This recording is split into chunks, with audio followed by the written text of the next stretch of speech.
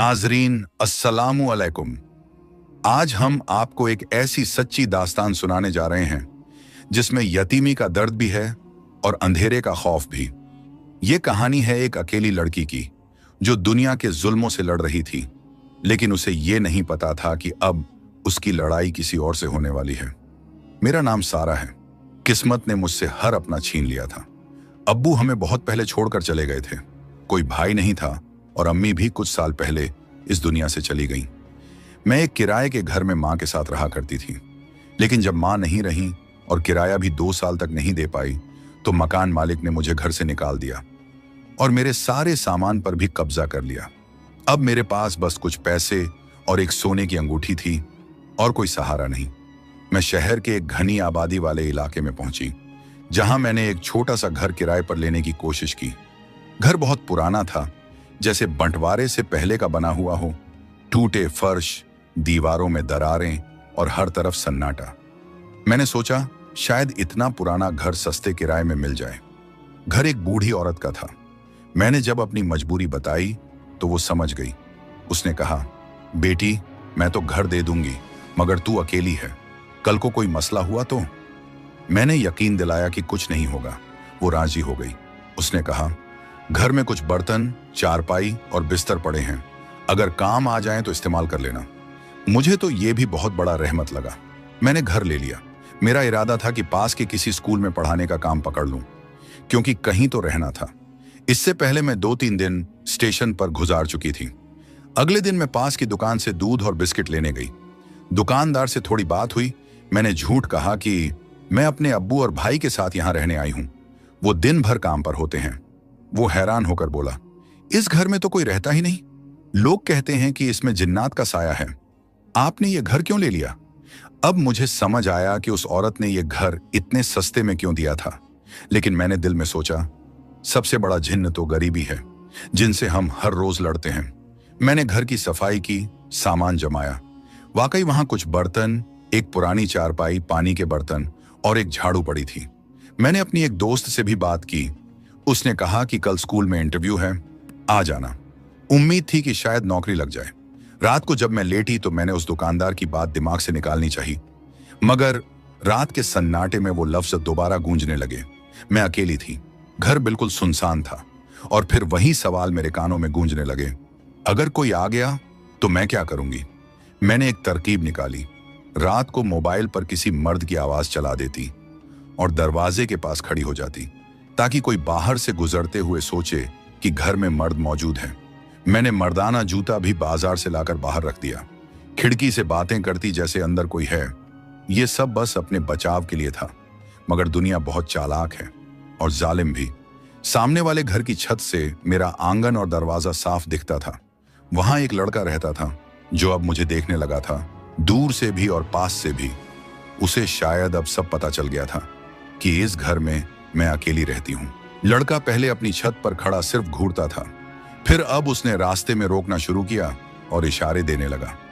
एक दिन जब उसने आवाज दी और मैंने उसके हाथ को झटक दिया तो उसने मेरी आंखों में आंखें डालकर हंसते हुए कहा, इतना गुस्सा क्यों करती हो? मैंने सख्त लहजे में कहा, खबरदार, अगर दोबारा ऐसी हरकत की तो मैं अपने पापा और भाई को बता दूंगी। उस पर वो जोर जोर से हंसने लगा और बोला, कौन से बाप और भाई? तुम तो अकेली हो, सबको पता है। मान जाओ मेरी बात, मेरी बन जाओ, मैं तुम्हें सुरक्षा दूंगा। उसकी ये बात सुनकर जैसे मेरे वजूद में आग लग गई, लेकिन साथ ही एक अनजाना सा डर भी मेरे दिल में बैठ गया। उसने कहा, शाम को आऊंगा तुम्हारे दरवाजे पर, तुम खुद दरवाजा खोल लेना, नहीं तो छोटी सी दीवार है, अंदर आ सकता हूं। यह सुनकर मैं हैरान रह गई। कोई इतनी हिम्मत कैसे कर सकता है? लेकिन मुझे याद आया कि मैं अकेली हूं और इस बात का उसे पूरा यकीन हो चुका है। मेरे दिल की धड़कन तेज हो गई थी। मैंने घर के सारे कोने चेक किए कि कोई ऐसी चीज हो जो दीवार के साथ रखकर उसे रोक सकूं, मगर कुछ ना मिला। इस घर के दरवाजों में ताला भी नहीं था, सिर्फ बाहर की कुंडी थी, और वो भी इतनी कमजोर कि कोई भी आसानी से तोड़ सकता था। मैंने कुंडी को अच्छे से बंद किया और उसके सामने बैठ गई कि शायद मेरी मौजूदगी से कुछ सुरक्षा महसूस हो। रात गुजरने लगी। 12 बज चुके थे। नींद मेरी आंखों से कोसों दूर थी। दिल में डर का पहरा था।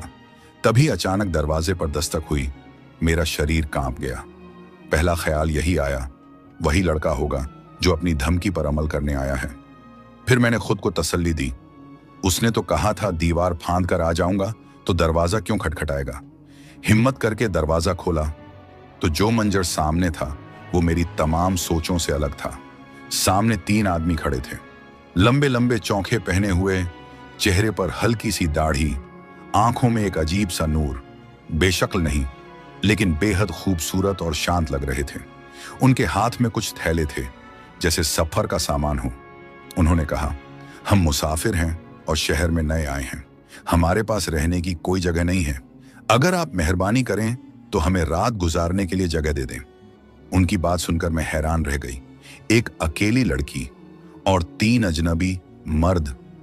मेरा डर चेहरे पर साफ झलक रहा था। शायद उन्होंने पढ़ लिया, इसलिए उनमें से एक ने कहा, बहन डरिए मत, हम शरीफ लोग हैं, बस छत के नीचे रात गुजारना चाहते हैं, सुबह होते ही निकल जाएंगे। मैंने दिल में सोचा, अगर ये बुरे लोग होते तो दरवाजे पर खड़े होकर इजाजत नहीं मांगते। और मुझे अचानक वो लड़का याद आया जो किसी भी वक्त आ सकता था। अगर ये लोग घर में होंगे तो उसे लगेगा कि मैं अकेली नहीं हूं, और अगर उसने कोई गलत हरकत करने की कोशिश की तो शायद ये लोग मेरी मदद कर सकें। मुझे नहीं पता मेरा ये फैसला जज्बाती था या अकल से किया गया, लेकिन मैंने हां कर दी। आप अंदर आ सकते हैं, लेकिन मेरे पास ना बिस्तर है ना खाना पानी। उन्होंने कहा, हमें कुछ नहीं चाहिए, जमीन पर भी सो जाएंगे। मैंने चारपाई की तरफ इशारा किया, आप यहां बैठ जाइए। दरवाजा बंद किया और खुद टूटी हुई कुर्सी पर बैठ गई। उन्हें पानी दिया और थोड़ा बहुत हालचाल पूछा। मेरे दिल में जो डर था वो धीरे धीरे कम हो रहा था। मुझे नहीं पता क्यों, लेकिन मुझे उनसे डर नहीं लग रहा था, बल्कि ऐसा लग रहा था जैसे ये मेरे रक्षक हैं, जैसे किसी आजमाइश में मेरे लिए फरिश्ते भेजे गए हों, जैसे कोई आसमानी मदद आ पहुंची हो। अब मैं इंतजार में थी, क्या वो लड़का वाकई आएगा या मेरी रात यूं ही गुजर जाएगी। डर थोड़ा था, मगर इन 3 आदमियों की मौजूदगी ने पहली बार सुकून दिया था। उन्होंने पूछा, आपके घर में और कौन रहता है? मैंने कहा, कोई नहीं, सिर्फ मैं। वो कहने लगे, तो तुम बहुत बहादुर हो, तुम्हारा परिवार कहाँ है? मैंने संक्षेप में बताया, मेरा इस दुनिया में कोई नहीं है। दिल तो कर रहा था ये भी बता दूं कि एक लड़का है जो मुझे परेशान करता है, मगर फिर चुप हो गई। सोचा, इनसे क्या वास्ता। थोड़ी देर बाद मैं दरवाजे की तरफ बार बार देखने लगी। शायद उन्होंने महसूस कर लिया कि मैं क्यों बार बार उस ओर देखे जा रही थी। फिर अचानक से दरवाजा खुला। दरवाजे पर वो सामने वाली औरत खड़ी थी। मैंने नरमी से पूछा, क्या हुआ? इतनी रात गए, आप यहां कैसे आ गईं? वो कहने लगी, मेरा शौहर अभी तक घर नहीं आया। मुझे याद है मैं बहुत परेशान थी, फिर भी मैंने उसे अपना फोन देने की पेशकश की ताकि वो कॉल कर सके। उसने झट से फोन लिया, थोड़ी दूर हटकर 20 से 30 सेकंड की कॉल की और फिर फोन वापस कर दिया। मैंने उसे अंदर आने को नहीं कहा, क्योंकि मेरा दिल चाहता था कि वो बाहर ही अपनी बात पूरी कर ले। लेकिन उसका आना मेरे लिए अच्छा हो गया, क्योंकि उसने मेरे घर में उन 3 आदमियों को देख लिया था। अब अगर मोहल्ले में कोई बात होती भी तो मैं कह सकती थी कि वो मेरे भाई थे, और उस औरत ने उन्हें देखा भी था। इस बात से मेरे दिल को सुकून मिला। समय धीरे धीरे बीत रहा था। उन तीनों ने मुझसे कहा, आप चाहें तो सो जाइए, हम जागते रहेंगे, या फिर अगर आप चाहें तो हम भी थोड़ी देर आराम कर लेते हैं। मैंने नरमी से कहा, अगर नींद आती है तो सो जाइए, कोई मसला नहीं है। वो बोले, अब तो सुबह में थोड़ी ही देर रह गई है, वैसे भी आप बहुत मेहरबान हैं, आपने जगह दी, यकीन किया। मैंने कहा, कोई बात नहीं, इंसान बुरा नहीं होता, हालात और वक्त उसे बुरा बना देते हैं। उनके चेहरों पर एक हल्की सी मुस्कान आई, फिर वो खामोश हो गए। रात के करीब 2 बज चुके थे। अब मुझे थोड़ा इत्मीनान हुआ कि शायद कोई नहीं आएगा। मोहल्ले वाले सो चुके थे और वो बदतमीज लड़का भी शायद चला गया होगा। लेकिन तभी एक बार फिर दरवाजे पर दस्तक हुई। इस बार की दस्तक में कुछ और ही बात थी। दस्तक के फौरन बाद वही लड़के की आवाज आई, मेरी जान, क्या हो गया? दरवाजा तो खोलोगी नहीं? चलो रुको, मैं ऊपर से आ जाता हूं। ये सुनते ही जैसे मेरे होश उड़ गए। मैं समझ गई, अब वो किसी भी पल दीवार फांदने वाला है। उन तीनों ने भी ये आवाज सुनी और एक दूसरे की तरफ खामोश नजरों से देखा। लेकिन इससे पहले कि वो कुछ करे, मैंने खुद दरवाजा खोल दिया। वो सामने खड़ा था, मुझे देख रहा था। उसकी आंखों में घमंड था, बेहयाई थी, बदतमीजी थी। कहने लगा, ओहो, तुमने तो खुद ही दरवाजा खोल दिया, जैसे वो अंदर आने ही वाला था। मैं हैरान थी। वो देख रहा है कि पीछे 3 मर्द बैठे हैं, फिर भी बिल्कुल बेहिचक बातें कर रहा है। मैं खामोशी से उसके रवैये को देख रही थी और दिल ही दिल में सोच रही थी, कब ये इन मर्दों को देखकर डरेगा। लेकिन जब उस पर कोई असर नहीं हुआ तो मैंने खुद कहा, मैं तुमसे डरती नहीं हूं और अकेली भी नहीं हूं। अभी इशारा करूंगी तो तुम्हारी ऐसी की तैसी हो जाएगी। वो हंसते हुए बोला, अच्छा, किसको इशारा करोगी? मैंने कहा, इनको। और जैसे ही मैंने पीछे इशारा किया, उसने उस तरफ ऐसे देखा जैसे उसे कुछ नजर ही नहीं आ रहा हो।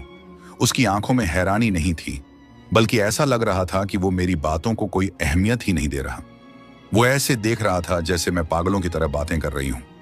मेरी बातों का उस पर कोई असर नहीं पड़ा। वो वहीं बेशर्म निगाहें लिए मेरी तरफ देखता रहा।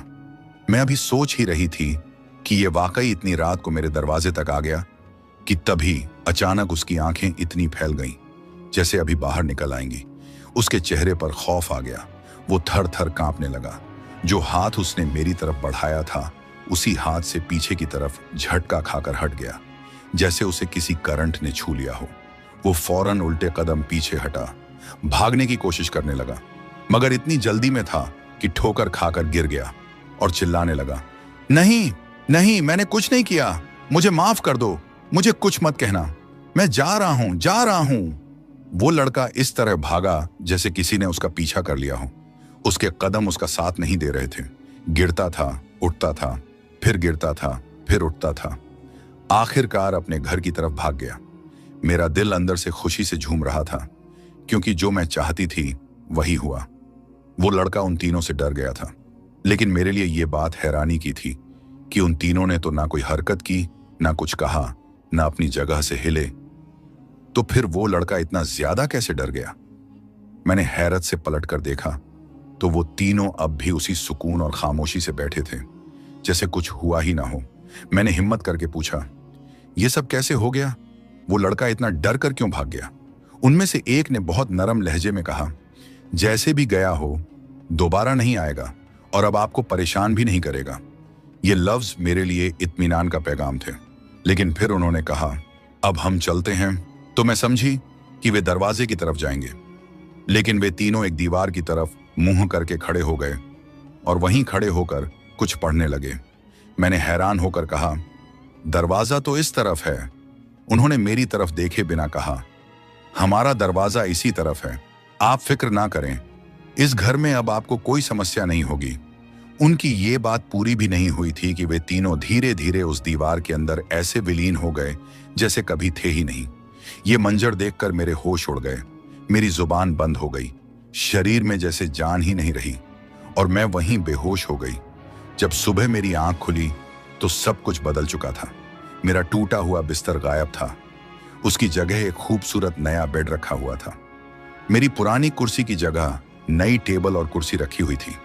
रसोई में नया सामान, फर्श पर कालीन, दीवारों पर पर्दे और बीच में रखा एक ब्रीफकेस। मैं कांपते हाथों से ब्रीफकेस खोला तो उसमें नोटों की गड्डियां थीं। मुझे नहीं पता वो कितने थे, मगर अंदाजा था 20 से 25 लाख से कम नहीं होंगे। ये सब देखकर मेरी आंखों से आंसू बहने लगे। मैं सजदे में गिर गई, बार बार पैसों को छूती, सामान को देखती। समझ नहीं आ रहा था सपना है या हकीकत। मैंने खुद को बार बार चुटकी काटी, शायद सपना हो, मगर हर बार यकीन हुआ यह सब सच है। मैंने फौरन घर को ताला लगाया और सीधा इलाके के मुफ्ती साहब के पास चली गई। उन्हें यह सब कुछ नहीं बताया कि मुझे कितना सामान और पैसे मिले हैं, बस इतना कहा, रात को 3 मुसाफिर आए थे और सुबह जब जाने लगे तो दरवाजे के बजाय दीवार के अंदर से चले गए। मुफ्ती साहब ने कोई खास हैरानी नहीं दिखाई, खामोशी से सुनते रहे। फिर गहरी सांस ली और नरमी से बोले, बेटा, मुझे किसी ने कुछ दिन पहले बताया था कि भूत बंगले में एक लड़की अपने बाप और भाई के साथ रहने आई है। तब से तुम्हारे लिए दिल में एक अजीब सी बेचैनी थी, लेकिन काम की वजह से मिलने नहीं आ पाया। देखो, इस घर की अपनी एक बहुत पुरानी कहानी है। बरसों पहले यहां एक औरत रहा करती थी। उसकी 3 बेटियां थीं और उसका शौहर बार बार कहता था कि अगर चौथी बार भी बेटी हुई तो मैं तुझे तलाक दे दूंगा। उस औरत पर बेटे का जुनून सवार हो गया। वो हर तरफ गई, दुआएं, अमल, रोजे, नफल, कभी किसी पीर के पास, कभी किसी हामिल के पास। बेटे की चाहत में वो कब अल्लाह की राह छोड़कर शैतान के रास्ते पर चल पड़ी, उसे खुद भी अंदाजा नहीं हुआ। उसने इस घर में इतने अमल किए, इतनी बार आसिफ दा चीजों को बुलाया, जिन्नात से बातें की कि इस घर में एक दरार खुल गई। एक ऐसा पोर्टल, ऐसा दरवाजा जो इस दुनिया को गैर मरई अदृश्य दुनिया से जोड़ता है। यही वो दीवार है जिसे तुमने देखा। उस दरवाजे का कोई फिजिकल दरवाजा नहीं होता, वो एक खास ऊर्जा से खुलता है और बंद होता है। तुम्हारे आने से पहले भी यहां कुछ लोग आए थे। एक औरत ने बताया था कि वो अपने 2 बच्चों के साथ कमरे में बैठी थी और तभी अचानक एक अरबी खानदान, एक मर्द, एक औरत और 2 बच्चे कमरे में प्रकट हुए और बिना कुछ कहे सीधे दीवार के अंदर दाखिल हो गए। वो औरत इतनी डर गई कि रातों रात अपना सारा सामान छोड़कर यहां से भाग गई। उसका सामान मकान मालकिन ने बेच दिया और घर बदनाम होता चला गया।